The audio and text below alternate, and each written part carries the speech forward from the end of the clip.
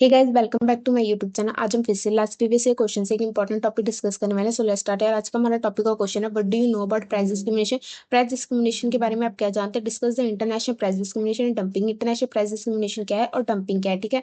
इसका इंट्रोडक्शन देखते हैं। फर्स्ट इंट्रोडक्शन क्या लिखा? Price discrimination refer to a practice where a seller charge a different price to different consumer for the same product और service without a corresponding difference in cost. Price discrimination किसे हम कहते हैं? जब कोई seller, ठीक है, वो क्या करता है कि सेम प्रोडक्ट सेम सर्विस अलग अलग कंज्यूमर को देता है, प्रोवाइड करता है, लेकिन किसके ऊपर? अलग अलग प्राइस के ऊपर, और without a corresponding difference in cost. मतलब कि उस प्रोडक्ट को जनरेट करने में और उस सर्विस को जनरेट करने में उसकी कॉस्ट में कोई फर्क नहीं हो रहा, मतलब कॉस्ट सेम ही है, फिर भी अलग अलग कंज्यूमर को अलग अलग प्राइस पे वो प्रोडक्ट दिया जा रहा है, ठीक है। जैसे कि फॉर एग्जांपल, कंज्यूमर, एक सेलर की दुकान है, ठीक है, वो एक ब्लू पेन बेच रहा है जिसका कॉस्ट कितना पड़ रहा है उसको बनाने का? 5 रुपीज पड़ रहा है। तो उसके पास 3 कंज्यूमर गए हैं, ठीक है। कंज्यूमर ए गया है, कंज्यूमर बी गया और कंज्यूमर सी गया। तो उसने क्या किया? कंज्यूमर ए को वही 5 रुपीज का पेन 10 रुपीज में सेल किया, ठीक है। जो कंज्यूमर बी आया तो उसने वही पेन उसको जिसकी कॉस्ट 5 रुपीज की पड़ रही थी उसने 15 रुपीज में सेल किया। जब कंज्यूमर सी आया तो उसको भी सेम पेन जिसकी कॉस्ट 5 रुपीज पड़ रही थी उसने 20 रुपीज का सेल किया।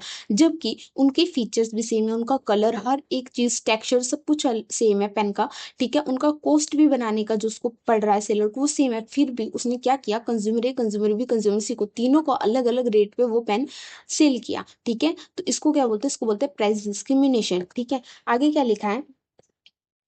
आगे देखते हैं। आगे क्या लिखा है? आगे लिखा है, this is a price strategies used by the firm to maximise profit by capturing consumer surplus. ये क्या है? ये एक प्राइस डिस्क्रिमिनेशन क्या है? एक प्राइसिंग स्ट्रेटेजीज है, ठीक है, जो क्या करती है फर्म यूज करती है अपना प्रॉफिट बढ़ाने के लिए। वो कैसे बढ़ाती है? वो क्या करती है, जो कंज्यूमर का सरप्लस है ना उसको कैप्चर कर लेती है, ठीक है। ज्यादा सर, इसको ऐसे भी बोल सकते हैं, ज्यादा सर कंज्यूमर, हर टाइप का कंज्यूमर को कवर कर लेती है, ठीक है। अब पहले यहाँ देखो, कंज्यूमर सरप्लस क्या होता है? कंज्यूमर सरप्लस होता है difference between consumer are willing to pay and what they actually pay. उस कंज्यूमर सरप्लस वो होता है जब कंज्यूमर क्या पे करने का इच्छुक था, बट वो क्या पे कर रहा है, उसका जो डिफरेंस होता है ना उस अमाउंट का, उसको क्या बोलते हैं? कंज्यूमर सरप्लस बोलते हैं, ठीक है। जैसे कि जो कंज्यूमर ए आया था, ठीक है, उसने क्या बोला? उसको जब सेलर ने बोला कि ये पेन 15 रुपीज का है, ठीक है, मान लो कोई भी रेट बोला, उसने 15 बोला, तो उसने क्या बोला? कंज्यूमर ए ने बोला कि नहीं भाई, मैं इस प्रोडक्ट के लिए, इस पेन के लिए 15 रुपीज तो नहीं पे करूंगा, मैं क्या करूंगा? मैं 10 रुपीज पे कर दूंगा, ठीक है। मेरे को लगता है इस पेन के लिए 10 इज इनफ, मैं नहीं करूंगा। तो उसने बोला कि ठीक है। कंज्यूमर ने, सेलर ने सोचा कि ठीक है भाई, 10 रुपीज इज इनफ। तो उसने बोला कि ठीक है, हम 10 रुपीज दे दो और पेन ले जाओ। तो कंज्यूमर ने क्या किया कि 10 रुपीज दे दिए और वो पेन ले गया। अब आप देखो कि अब उस प्रोडक्ट को जहां चार्ज कितना किया जा रहा था, कितना चार्ज किया जा रहा था? 15 रुपीज चार्ज किया जा रहा था, ठीक है। अब उसने कितना दिया? 10 रुपीज दिया, तो वो क्या है? 5 रुपीज का हो गया, कंज्यूमर सरप्लस हो गया, ठीक है। अब देखो, अब आप लोग ये सोचोगे कि भाई ये जो प्राइस डिस्क्रिमिनेशन है, अब इससे तो जो फायदा कैसे होगा कंपनीज को, ठीक है। अब मैं आपको एक छोटे से एग्जांपल से बताती हूँ कि भाई वो कैप्चर कैसे करते हैं इस कंज्यूमर सरप्लस को, या आप मान लो कि वो कैसे कंज्यूमर सरप्लस को कैप्चर कैसे करते हैं। वो जो प्रॉफिट कमा ले, अब आपको लगेगा कि भाई वो जो पेन था वो तो 15 रुपीज रेट बोल रहा था, अब वो तो 10 रुपीज का ले गए, ये तो उनको घाटा हो गया ना कंपनी को, सेलर को।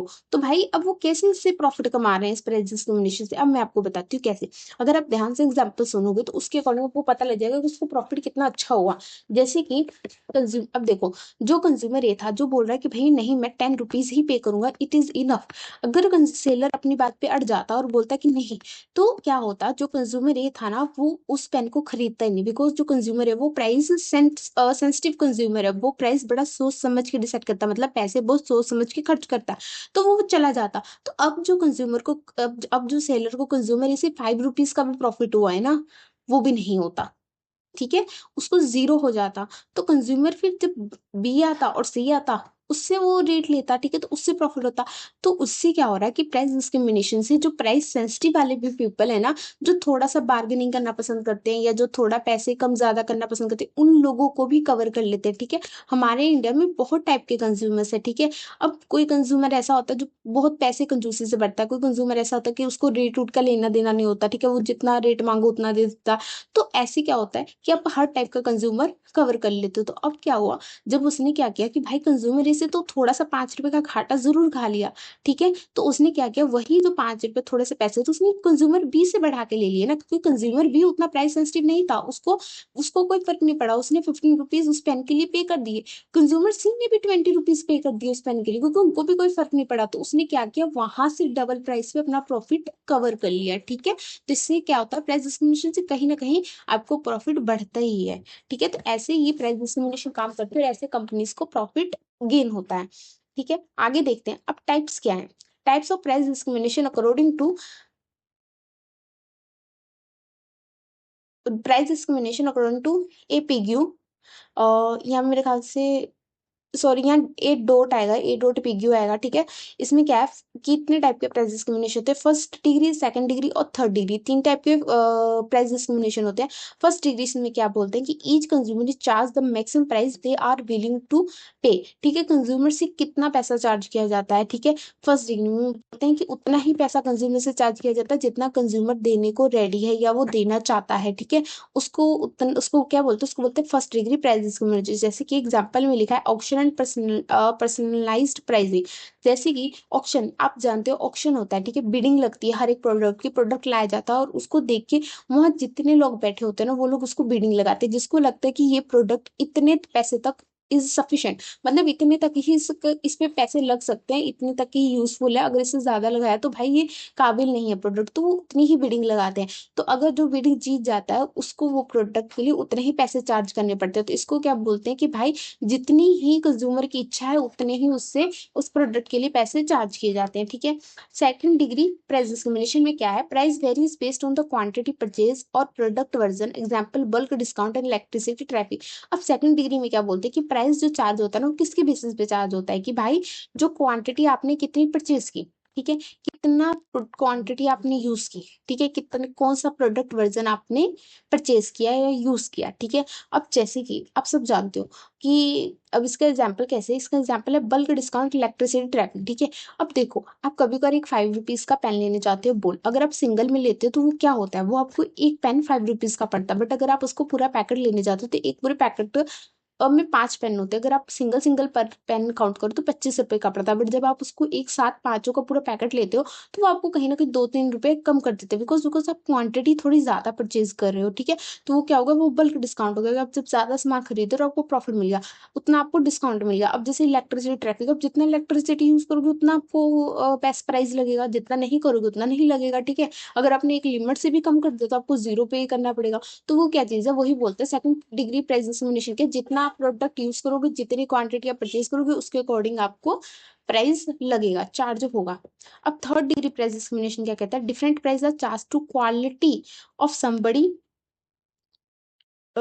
Wait a minute, third degree, यहाँ कुछ गड़बड़ है, रुको जरा। Third degree different price are charge,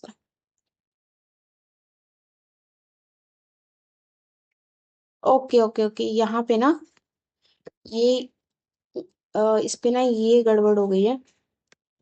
हम्म, एक मिनट, यहाँ पे ना ये चार्ज, ये जो क्वालिटी है ना ये अलग है।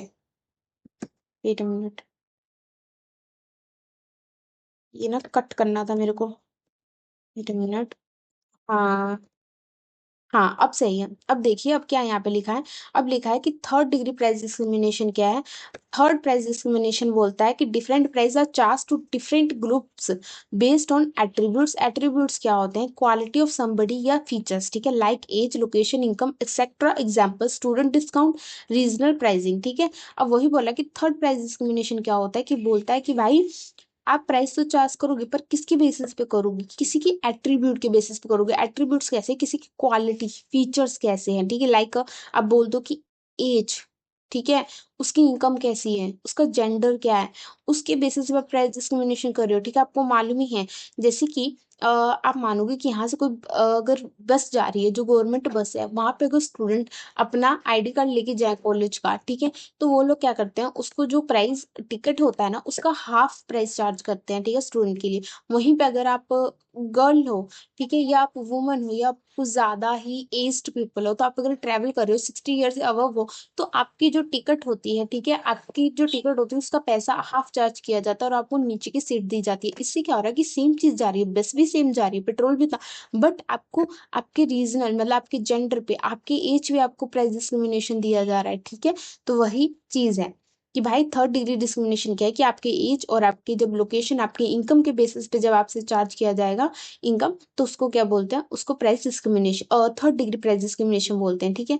आगे क्या है हमारे पास, इंटरनेशनल प्राइस डिस्क्रिमिनेशन। अब देखते हैं इंटरनेशनल प्राइस डिस्क्रिमिनेशन क्या होता है। When price discrimination is applied across national boundaries it is referred as a international price discrimination. Price discrimination जब हम एक कंट्री के अंदर अंदर मतलब एक कंट्री के अंदर कर रहे हैं तब तो वो नॉर्मल प्राइस डिस्क्रिमिनेशन, लेकिन जब वो प्राइस डिस्क्रिमिनेशन हम अक्रॉस नेशनल बाउंड्रीज कर रहे हैं तो वो इंटरनेशनल प्राइस डिस्क्रिमिनेशन हो जाएगी। जैसे कि आप जानते हो कि ग्लोबल लेवल पे अब आ, हर कोई जितनी कंट्रीज है एक दूसरे के साथ एक्सपोर्ट कर रही है, एक दूसरे के साथ इंपोर्ट कर रही है, ठीक है। तो हर कोई देश किसी ना किसी का एक्सपोर्टर है, किसी ना किसी का इंपोर्टर है। तो अगर एक पॉइंट ऑफ व्यू से देखा जाए तो एक वो कहीं ना कहीं अपना प्रोडक्ट बेच रहा है और कोई ना कोई देश किसी ना किसी से कोई ना कोई प्रोडक्ट खरीद रहा है, तो कहीं ना कहीं बायर और सेलर का ही सिस्टम आ रहा है, ठीक है, मतलब कंज्यूमर और सेलर का ही सिस्टम आ रहा है। तो उससे क्या बोलते हैं कि वहां पे जब प्राइस डिस्क्रिमिनेशन किया जाता है ना, उस लेवल पे, ग्लोबल लेवल पे जब हम प्राइस डिस्क्रिमिनेशन करते हैं तो उसको इंटरनेशनल प्राइस डिस्क्रिमिनेशन कह देते हैं। अब इसमें एक्सप्लेनेशन क्या है, देखो, a company sells the same product different price in different country depending on demand, electricity, competition, income level और गवर्नमेंट रेगुलेशन। जैसे मैंने आपको बोला कि भाई हर एक कंट्री किसी न किसी की बायर है, किसी न किसी का वो सेलर है, ठीक है। तो अब भाई जैसे हम प्राइस डिस्क्रिमिनेशन यहाँ कर रहे हैं, जब वहां पे उस लेवल पे कर रहे हैं, जब हम कोई प्रोडक्ट सेम किसी एक कंट्री को कम रेट पे दे रहे हैं और किसी दूसरी कंट्री को हम ज्यादा रेट पे वही सेम प्रोडक्ट दे रहे हैं, तो उसको क्या बोलते हैं, उसको इंटरनेशनल प्राइस डिस्क्रिमिनेशन बोलते हैं, ठीक है। अब वो किसके बेसिस पे हो सकती है, उसके बहुत सारे फैक्टर, जैसे वहाँ के इनकम लेवल क्या है, ठीक है भाई, देखना पड़ेगा ना उस कंट्री के लोग कि जैसे अब जैसे हम उस कंट्री के लोग उतना उनकी इनकम है कि भाई वो इतना महंगा प्रोडक्ट अफोर्ड कर पाएंगे कि नहीं, नहीं कर पाएंगे तो आप पागल हो, वहां पे वो प्रोडक्ट बेचोगे उतने हाई लेवल पे, तो अब दूसरे किसी को बेचोगे, ठीक है। अब जैसे गवर्नमेंट रेगुलेशन सब देखोगे, गवर्नमेंट वहां पे कितने टैक्स लगा रही है, रूल्स लगा रही है, तो उस अकॉर्डिंग से आप करोगे, ठीक है। अब कंपटीशन भी देखोगे, प्राइस, डिमांड, इलेक्ट्रिसिटी वहाँ कितनी डिमांड है, ये भी तो बहुत सारे फैक्टर इस चीज को इन्फ्लुएंस करते हैं, ठीक है। आगे देखो एग्जाम्पल क्या है, फर्स्ट इसमें क्या लिखा है, फर्स्ट एग्जाम्पल क्या है, a pharmaceutical company sales life saving drug at higher price in USA and a much lower price in India और अफ्रीका। जो फार्मास्यूटिकल कंपनीज है वो क्या करती हैं, वो भाई लाइफ सेविंग ड्रग्स बेचती हैं, लेकिन वो क्या करती है, वो ज्यादा से ज्यादा प्राइस किससे चार्ज करती है, यूएसए से करती है, और कम से कम प्राइस किससे चार्ज करती है, इंडिया और अफ्रीका से करती है। अब क्यों, भाई आपको भी मालूम है यूएसए कितनी डेवलपिंग कंट्री कंट्री कितनी अमीर है, वो अफोर्ड कर सकती है। अब हमारे यहाँ अफोर्ड नहीं करेंगे, अब हम बोलेंगे कि नहीं हम नहीं कर सकते, हम दूसरा वे निकालेंगे, तो इससे क्या हो रहा है, कहीं ना कहीं प्राइस डिस्क्रिमिनेशन है। वहां पे same product like same drug दिया जा रहा है यूएसए को पर हाई प्राइस पे, जब इंडिया को दिया जा रहा है तो कम प्राइस पे दे दे, इसको भी क्या बोलते हैं, इंटरनेशनल प्राइस डिस्क्रिमिनेशन हो गया। अब तीसरी एग्जाम्पल क्या है, सॉफ्टवेयर कंपनीज लाइक अडोब और माइक्रोसॉफ्ट में charge high price in developed country and lower price in developing country. अब देखो भाई जो सॉफ्टवेयर कंपनी है, ठीक है, अब सबको मालूम है कि माइक्रोसॉफ्ट कितने सारे ऐप्स हैं हमारे पास, माइक्रोसॉफ्ट के गूगल्स हैं, माइक्रोसॉफ्ट के अंदर गूगल ड्राइव आ जाता है, कितने सारे हैं, ठीक है। अब लैपटॉप्स भी माइक्रोसॉफ्ट के बनते हैं, ठीक है, अडोब के बनते हैं, ठीक है। अब कंप्यूटर्स इनके बनते हैं, तो सोचिए ये टेक्नोलॉजिकल ही है, ठीक है। अब ये क्या करते हैं, ये भी अपना प्रोडक्ट हर एक देश को बेच रहे हैं, ठीक है। अब क्या देखो, अब ये जब अपना प्राइस चार्ज करते हैं तो जो डेवलप्ड कंट्री उनसे ज्यादा करते हैं, जो डेवलपिंग कंट्रीज उनसे कम करते हैं। अब भाई जो डेवलप्ड कंपनी है वो अफोर्ड कर सकती है, वो हो चुकी है, उनको यूजेस है, उसके डिमांडेड है, लेकिन जो डेवलपिंग कंट्री अभी वो इतनी अफोर्ड नहीं कर पाती, अभी वो इतनी डेवलपिंग नहीं लेवल पे है, तो उससे क्या, तो उस चीज को देख के वो क्या करती है, डेवलप कंपनी को ज्यादा पे दे देती है और सेम प्रोडक्ट डेवलपिंग कंट्री को कम प्राइस पे दे देती है। तो ये भी क्या है, ये भी एक प्राइस डिस्क्रिमिनेशन है, ठीक है। अब क्या है, fine by firm use it, firm क्यों इसको यूज करती है, ठीक है। अब देखो टू मैक्सिमाइज ग्लोबल प्रॉफिट, अब भाई इनको प्रॉफिट तो बढ़ाना है, जैसे अब आपने बोला ना कि जैसे आपने कंज्यूमर है, कंज्यूमर भी कंज्यूमर सी देखा था, अगर वो कंज्यूमर ए को छोड़ देता, बोलता कि नहीं भाई मैं नहीं दूंगा, तो शायद उसका प्रॉफिट कम हो जाता। अब क्या हुआ, अब उसने क्या किया, प्राइस सेंसिटिव पीपल्स को भी अपने अंडर यूज कर लिया, मतलब कंज्यूमर को थोड़ी कम प्रॉफिट पे पर उसको बेच दिया, उससे भी कहीं ना कहीं उसे कुछ तो प्रॉफिट हुआ ना। तो वैसे ही बोलते हैं जब ग्लोबल लेवल पे भी हो तो वहां पे भी आपका प्रॉफिट ऐसे इंक्रीज होता है। जैसे कि अब देखो, अगर जो अडोब है या माइक्रोसॉफ्ट है वो बोलते कि भाई हम डेवलपिंग कंट्री को इतने कम चार्ज पे नहीं पैसे देंगे। अब डेवलपिंग कंट्री सोचो भी डेवलप हो रही है, वो कैसे इतना महंगा प्रोडक्ट अफोर्ड करेगी, उतना प्राइस कैसे डेवलप्ड कंट्री के साथ कॉम्पिटिट करेगी, ठीक है। तो वो बोलेगी कि भाई रहने ही दो, ठीक है, हम अपना कोई जुगाड़ कर लेंगे, वो फिर किसी दूसरी कंट्री से मतलब पूछेंगे कि आप हमें कोई हमें कम प्राइस पे सेम प्रोडक्ट दे सकते हो, या कोई अपना प्रोडक्ट इंट्रोड्यूस करेंगे या बनाएंगे, ठीक है। तो वो अपना लेवल वो जैसे मर्जी कोई रास्ता निकाले, बट वो मना कर देंगे, बिकॉज इतना वो अपना पैसा थोड़ा ना खर्च कर पाएंगे, अफोर्ड ही नहीं कर पाएंगे। तो कहीं ना कहीं जो थोड़ा मोटा भी डेवलपिंग कंट्री से उन्हें प्रॉफिट होना होगा, सारा तो चला जाएगा।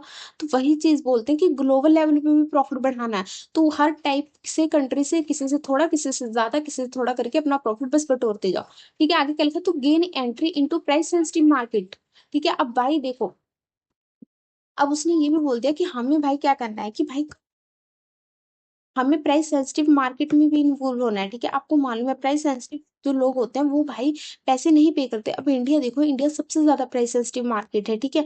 अब अगर आप यहाँ पे प्राइस नहीं चार्ज करोगे, आप कम नहीं दोगे, तो इंडिया के लोग कोई भी आपका प्रोडक्ट नहीं खरीदेंगे। तो एक तो आपको बनाने में भी पैसा लगेगा, आप एक्सपोर्ट इम्पोर्ट एक्सपोर्ट भी करवाओगे, फिर भी आपको मतलब वहाँ पे नहीं मिलेगा। तो कहीं ना कहीं क्या हुआ कि जो प्राइस सेंसिटिव लोग हैं वो भी कहीं ना कहीं आपके प्रोडक्ट की तरफ अट्रैक्ट होंगे। वो बोलेंगे कि हाँ भाई ये अफोर्डेबल है, हम इतने में खरीद लेंगे। तो कहीं ना कहीं हर टाइप का जो कंज्यूमर है, हर टाइप की जो कंट्री है या मार्केट है, वो कहीं ना कहीं एक लेवल पे कवर हो जाएगी, ठीक है। अब नेक्स्ट क्या है, नेक्स्ट है हमारे पास compete with a local competitor, कि भाई हमें लोकल कॉम्पिटिटर से भी compete करना है, ठीक है। अब भाई सबको मालूम है कि जो लोकल कॉम्पिटिटर हैं वो सब, अगर आप प्राइस थोड़ा कम चार्ज करोगे, ठीक है, किसी प्रोडक्ट का किसी के लिए, तो देखो लोकल लेवल पे आप सबको मालूम है कोई प्रोडक्ट बनाने का प्राइस ज्यादा लगता है, ठीक है। अब कोई वहां से आए वो उस प्रोडक्ट का प्राइस कम चार्ज करे, तो आफ्टर सी बात है आप कंपटीशन को डिफीट कर दोगे। अब जैसे आप एग्जांपल ले लो, इंडिया है और चाइना। आप आज भी जानते हो कि चाइना का प्रोडक्ट कितना है इंडिया में, और जितना मर्जी गवर्नमेंट बोल दे कि चाइना का प्रोडक्ट मतलब रोक दो, बट फिर भी क्यों नहीं रुकता, बिकॉज चाइना वही सेम प्रोडक्ट हमें शायद कम प्राइस पे देता है, और कोई फर्क नहीं पड़ता कि वो जाए 2 महीने चले 6 महीने, क्योंकि उस प्राइस के अकॉर्डिंग पीपल सेटिस्फाइड है कि भाई अगर इतना प्राइस ले रहा है तो 2 महीने ठीक है, क्योंकि हमने 2 महीने के बाद तो फोन बदली लेना, हमने 4 महीने के बाद तो फोन बदली लेना है, वैसे भी हम बदली लेते हैं, तो थोड़ा कम दे के चला लो। तो यही रीजन है, क्यों, बिकॉज वो अलग प्राइस चार्ज करता है, वो कम प्राइस चार्ज कर रहा है, जिससे क्या हो रहा है कि हमारे इंडिया के जो लोकल कंपनीज हैं वो उतना कम प्राइस नहीं चार्ज कर पा रहे हैं, वो नहीं दे पा रहे हैं हमें प्रोडक्ट वैसा। तो क्या हो रहा है, कहीं ना कहीं वो लोग हमारे कंट्री में, कहीं ना कहीं हमारी मार्केट में बैठ चुके हैं, हम जितना मर्जी कोशिश करें हम नहीं निकाल पा रहे। तो वही चीज है, कहीं ना कहीं चाइना ने हमारे कॉम्पिटिटर को compete कर लिया। तो वही चीज है, local compete with the local competitors, जब लोकल कॉम्पिटिटर से compete करना है तब भी हमें इंटरनेशनल प्राइस डिस्क्रिमिनेशन करनी पड़ती है। अब क्या है, नेक्स्ट डंपिंग। डंपिंग क्या होता है, a special case of international price discrimination. International price discrimination का ही एक केस है या एक ऐसा पार्ट है जो डंपिंग है, ठीक है। अब डंपिंग में क्या होता है, is a form of international price discrimination where a product is sold in a foreign market at a price lower than the cost of production और lower than the price charge in domestic market. अब देखो international price discrimination में तो आपने बोल दिया कि भाई हर एक मार्केट को हमने प्रोडक्ट चार्ज किया, पर अलग अलग प्राइस से चार्ज किया, ठीक है, मतलब अलग अलग प्राइस चार्ज किया अलग अलग कंट्री से, ठीक है। लेकिन डंपिंग क्या बोलता है, वो बोलता है कि भाई अपने देश को छोड़ के, मतलब जिसमें करवा रहे हो, एक्सपोर्ट करा रहे हो उस देशों में, ठीक है, उसमें क्या कर रहे हो, अब भाई सारी ही कंट्रीज जितने हैं उनमें सब में ही लो प्राइस चार्ज करोगे, और कितना लो प्राइस चार्ज करोगे, इतना कि जितना उसको बनाने के लिए भी कॉस्ट नहीं लगा, इतना आप प्राइस कम चार्ज कर दोगे। तो इससे क्या होगा, इससे जितने लोग वहां के रहेंगे तो आफ्टर सी बात है आपका ही प्रोडक्ट खरीदने लग जाएंगे, ठीक है। फॉर एग्जाम्पल जैसे अब मान लो कि जो सेलर था, जैसे अब मान लो कि जैसे चाइना है, ठीक है, अब चाइना है, चाइना का हर जगह माल मिलता है, ठीक है। अब चाइना का जो नोकिया फोन है वो कितना सस्ता मिल जाता है, ठीक है। अब चाइना ने क्या किया भाई, वो नोकिया फोन बनाने में अज्यूम कर लो कि 200 रुपये का खर्च लगा, ठीक है, उसको कॉस्ट 200 की पड़ी। उसने क्या किया, अपना देश छोड़ के उसने जहां जहां पे भी वो चाइना का नोकिया फोन भेजा जाए, वो इंडिया भेजा जाए, यूएसए भेजा जाए, अमेरिका अमेरिका जिस भी कंट्री में भेजा, उसने क्या बोल दिया कि भाई उसका प्राइस क्या चार्ज कर दिया, 150, ठीक है। अब बताओ उसको बनाने की खर्च कितनी थी, 200, पर उसने कितने का बेचा, उसने 150 का बेचा। अब बताओ जो भी कंट्री जो भी उसको प्रोडक्ट को क्यों नहीं खरीदेगा, इतने कम प्राइस से तो उसको प्रोडक्ट मिल रहा है, ठीक है। अब जो डोमेस्टिक कंपनीज होंगी ना वो इतना प्राइस कम नहीं चार्ज कर पाएंगी, ठीक है। अब वहां की जो डोमेस्टिक कंपनीज है, ठीक है, जो लोग उस देश की, जैसे इंडिया में अगर वो 150 का वो प्रोडक्ट भेज रहा है नोकिया का, ठीक है। अब मान लो कि इंडिया में कोई ऐसी कंपनी है जो भी मोबाइल बना रही है, बट उसको बनाने का भी 200 रुपये कॉस्ट लग रहा है, तो वो भाई भाई वो 150 में नहीं बेचना चाह रही, वो कैसे खर्चा बेचेगी।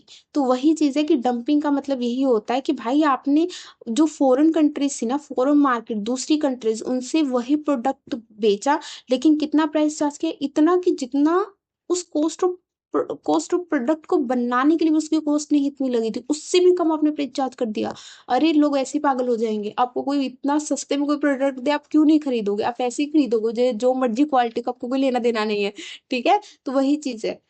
अब देखो आगे क्या है, टाइप ऑफ डंपिंग क्या पड़ गया। अब टाइप टाइप ऑफ डंपिंग में क्या है, फर्स्ट क्या है, परसिस्टेंस डंपिंग में क्या बोलते हैं, continuous selling at lot price abroad. मतलब आप बेचते जा रहे हो कॉन्टिन्यूस ही, मतलब लो प्राइस पे ही बेचते जा रहे हो, आपको कोई फर्क नहीं पड़ रहा, आप उसको बढ़ा ही नहीं रहे रेट को, आपने जितने प्राइस से शुरू किया था उतने ही प्राइस पे ही बेचते जा रहे हो अभी तक। ठीक है, फिर क्या है, predatory dumping temporarily cutting price to eliminate competition, क्या आपने कुछ ही देर के लिए कट किया था, आपको जैसे लगा कि भाई पहले तो आपने सस्ते रेट में बेचा, फिर आपको लगा कि अब कंपटीशन खत्म हो गया, अब हम आगे हैं। ठीक है, तो आपने क्या किया, धीरे धीरे प्राइस बढ़ाना शुरू कर दिया, फिर आपने उस कॉस्ट ऑफ प्रोडक्शन से भी ज्यादा का प्राइस चार्ज करने शुरू कर दिए। ठीक है, तो प्रॉफिट का पैसा कटने लगे। अब क्या है, स्पैडिक डंपिंग, इसमें क्या, occasional disposal of surplus goods. ठीक है, अब देखो सरप्लस गुड्स पहले क्या होता है कि जैसे कि ओवर प्रोडक्शन हो गई, ठीक है, या सेलिंग नहीं हुई, ठीक है, जो भी रीजन हो, जैसे कि आपके पास जो प्रोडक्ट बच गया उसको बोलते हैं सरप्लस गुड्स। ठीक है, अब देखो आपने क्या कर दिया, आपने क्या किया था कि आपके पास कोई प्रोडक्शन बच गया ना, आपने टाइमली उसको डिस्पोजल करना था, इसीलिए आपने उसको इतने कम रेट पे भेज दिया। ठीक है, जैसे कि एग्जांपल मैंने डोनेशन लिखी है, बट अगर आप इंटरनेशनल लेवल पे सोचो तो काफी बार ऐसा होता है ना कि आप मान लो कि आपके पास कंपनी थी, आपके पास उसका प्रोडक्ट था, बट आपका प्रोडक्ट बेचा नहीं, तो आपने क्या किया, एकदम कम रेट पे बेचना शुरू कर दिया। बोलते हैं ना कि कभी कभार कोई दुकान बंद हो रही होती है तो वो क्या करता है, अपना सारा प्रोडक्ट एकदम कम रेट पे बेचना शुरू कर देता है। ठीक है, तो लोग उसको सब ले लेते हैं क्योंकि उसको बंद करके जाना था। तो वही होता है कि आपने कुछ एक वक्त के लिए अपना जो आपका गुड्स बचे थे, एक्स्ट्रा सरप्लस गुड्स, को आपको डिस्पोजल करना था, इसीलिए आपने डंपिंग कर दी। ठीक है, क्या अब इसका इम्पैक्ट क्या होता है डंपिंग का, अब देखो positive for consumer in short run, अब कंज्यूमर के लिए तो बहुत अच्छा है कि भाई कंज्यूमर को मुफ्त में इतना, मुफ्त क्या बोलो, कितने कम प्राइस पे प्रोडक्ट मिल रहा है, कंज्यूमर क्यों नहीं खुश होगा, कंज्यूमर के लिए तो बहुत ही अच्छा, कंज्यूमर बोलेगा भी बेचते जाओ, कंज्यूमर को क्या लेना है, कंपनी घाटे में जाए प्रॉफिट में जाए, ठीक है, उसकी थोड़ी ना। सेकंड क्या है, harmful for domestic industry in importing countries.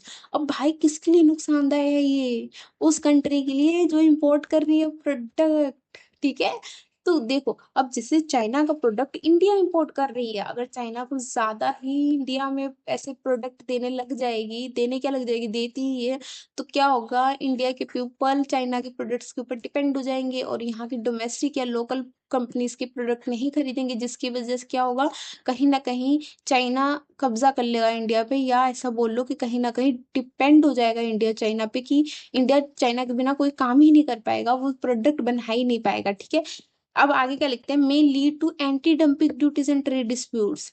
अब इससे क्या होगा, ये कहीं ना कहीं लीड करेगा anti dumping duties and trade dispute, इसको हम आगे पढ़ेंगे, एंटी डंपिंग और ट्रेड डिस्प्यूट क्या होता है। अब जैसे आगे लिखा है लीगल एंड पॉलिसी एक्सेप्ट, अब इसकी क्या लीगल और पॉलिसी एक्सेप्ट है, क्या इसके कागजाई, बोलते हैं ना कागजों में क्या इसके नियम है या लीगल्स क्या है इसको करने के। अब देखो डब्ल्यूटीओ क्या होता है, वर्ल्ड ट्रेड ऑर्गेनाइजेशन होती है, जो क्या करती है कि हर एक रूल रेगुलेशन एक्सपोर्ट इम्पोर्ट्स हर एक कंट्री का मेंटेन करती है। जैसे कि हम बोलते हैं ना कि हमारे इंडिया में होता है जो, मतलब कंट्री किसी के साथ कितना एक्सपोर्ट, मतलब कंट्री, एक कंट्री दूसरी कंट्री से कितना सामान जा रहा है, दूसरी कंट्री से, सॉरी, इंडिया में जैसे एक स्टेट से दूसरे स्टेट तक कितना जा रहा है सामान। ठीक है, एक स्टेट से दूसरे स्टेट, दिल्ली तक कितना सामान ट्रांसफर हो रहा है, दिल्ली से कोई मुंबई कितना ट्रांसफर कर रहा है, मुंबई से हरियाणा कितना जा रहा है, तो ये सब चीजें कौन देखता है, इंडिया गवर्नमेंट देखती है, इंडिया के लेवल के अंडर आता है। तो जब ये सब चीजें ग्लोबली लेवल पे देखी जाती है तो उसको कौन हैंडल करता है, वर्ल्ड ट्रेड ऑर्गेनाइजेशन हैंडल करता है। अगर कोई प्रॉब्लम भी आती है इन सब चीजों में, कोई धोखाधड़ी भी होती है, तो लोग वर्ल्ड ट्रेड ऑर्गेनाइजेशन के पास ही जाते हैं कि भाई ये चीज हो रही है, ये कंट्री ऐसे कर रही है, ऐसे नहीं कर रही है। ठीक है, तो ये क्या लिखता है, allow countries to take action against dumping that harm domestic industry. भाई अब वर्ल्ड जो लीगली देखा जाए कि भाई ये जो डंपिंग है अनलीगल, क्या कहते हैं उसको, ये जो डंपिंग है ना, ये इलीगल नहीं है। कि अब काफी लोग बोलेंगे कि भाई ये तो फिर इलीगल हो जानी चाहिए, पर ये इलीगल नहीं है, कहीं ना कहीं ऐसा डब्ल्यूटीओ ने बोला कि भाई एक स्ट्रेटजीज है, ठीक है, ये कहीं न कहीं एक सही है, लीगल है, आप इसे यूज़ कर सकते हो। लेकिन उसने ये भी बोल दिया कि भाई आप इसके बदले एक्शन भी ले सकते हो। अगर हमने ये बोला है कि भाई ये लीगल है, हम किसी को करने से नहीं रोक सकते, तो हम आपको उसके बदले एक्शन लेने से कैसे रोक सकते हैं? तो भाई हम आपको पूरी छूट देते हैं कि आप इसको रोकने के लिए एक्शन ले सकते हो, कोई इल्लीगल नहीं, आप लीगल वे में से इसे रोक सकते हो, ताकि आपकी जो डोमेस्टिक इंडस्ट्री है वो हार्मफुल ना हो, कोई आपके ऊपर कब्ज़ा ना कर पाए, ठीक है?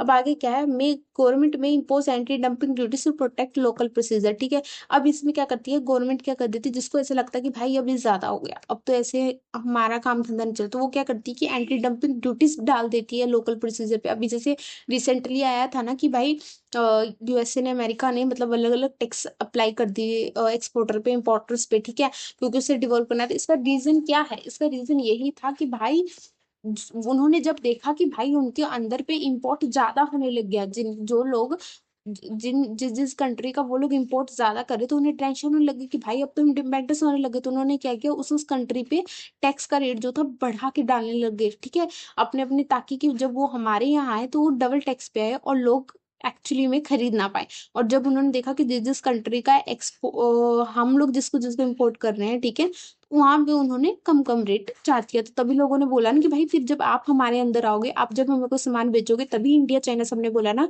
कि हम भी फिर वही प्राइस आपसे चार्ज करेंगे, टैक्स लगाएंगे, बिकॉज बिकॉज फिर आपने भी तो अपने वक्त पे लगाया ना। तो वही चीज होगी जब हम दूसरी कंट्रीज के प्रोडक्ट ज्यादा यूएसए में यूज होने लग गए, लोग ज्यादा करने लग गए, इम्पोर्ट यूएसए ज्यादा करने लग गए, तब यूएसए ने ये स्ट्रेटजीज यूज की। तो वही चीज बोलते हैं कि एंटी डंपिंग भी ऐसी होती है, ड्यूटीज होती है कि आपने टैक्स बढ़ा दिया, ठीक है, कोई ना कोई रीजन दे दिया, तो इससे क्या हुआ कि कहीं ना कहीं प्रोडक्ट जितना आप सस्ता देने की कोशिश कर रहे थे, ठीक है, डंपिंग में, वो कहीं ना कहीं उसका रेट बढ़ जाएगा ऑटोमेटिकली। और कहीं ना कहीं लोगों को, जब कंज्यूमर को आफ्टर जब वो टैक्स बढ़ ही जाएगा, वो प्राइस बढ़ जाएगा, तो कंज्यूमर के यहाँ तक तो आप सबको मालूम है, जब तक कंज्यूमर तक प्रोडक्ट पहुंचता है वैसे ही उसका प्राइस बढ़ ही जाता है, तो अब थोड़ा और ज्यादा बढ़ जाएगा, ठीक है। तो वही चीजें हो गई, इससे क्या होगा कि कंज्यूमर कहीं ना कहीं उस चीज को लेने से पहले सोचेगा, बिकॉज लोकल प्रोडक्ट भी उतने लेवल पे ही मिलेगा, ठीक है। आगे क्या है, अब कंक्लूजन आ गया। कंक्लूजन में क्या लिखा, price discrimination is powerful tool in managing economic that help firm maximize profit by adjusting price according to the market segment to an international scale. It takes the form of international price discrimination and dumping both which have economic and legal implications. तो वही बोला, price discrimination की एक बहुत powerful tool है economics में, ठीक है। इससे क्या होता है कि कोई भी फर्म है प्रॉफिट अर्न कर सकता है, ठीक है, प्राइस अपने अकॉर्डिंग सेट करके या मार्केट के अकॉर्डिंग सेट करके, ठीक है। अब जब वो इंटरनेशनल लेवल पे होती है, तब उसको इंटरनेशनल प्राइस डिस्क्रिमिनेशन और डंपिंग कह देते हैं। और ऐसा नहीं कि दोनों की दोनों इलीगल है, दोनों की दोनों ही इकोनॉमिक और लीगल इंप्लीकेशन है, मतलब लीगल है, कोई भी कर सकता है। प्राइस डिस्क्रिमिनेशन से धोखाधड़ी नहीं बोला जा सकता है, ठीक है। जैसे काफी लोग बोलते हैं ना कि आपने मेरे साथ धोखा कर दिया, बिकॉज आपने मेरे से कम प्राइस, मतलब ज्यादा कर दिया, आपने उससे कम प्राइस किया, तो ये धोखाधड़ी नहीं है, प्राइस स्ट्रेटेजीज है, ठीक है। आगे के लिखा है, while these strategies can boost local competitiveness and firm profitability, they must be used ethically and within the frame of international trade laws to avoid trade conflicts and legal penalty।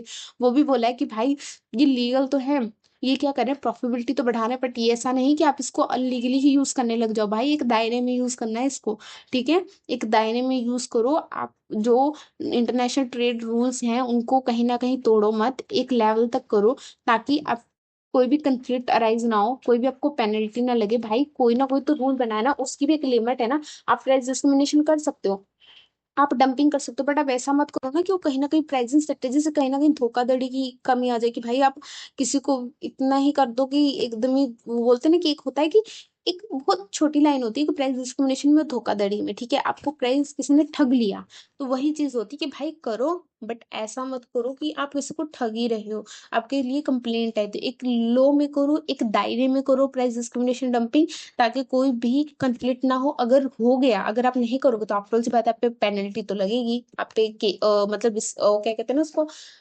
Case तो चलेगा ही। तो वही चीज है, ठीक है। आज के लिए इतने ही। अगर आपको वीडियो हेल्पफुल लगी, लाइक कीजिए, शेयर कीजिए, सब्सक्राइब करना ना भूलिएगा। थैंक यू फॉर वॉचिंग, मिलते हैं नेक्स्ट वीडियो में।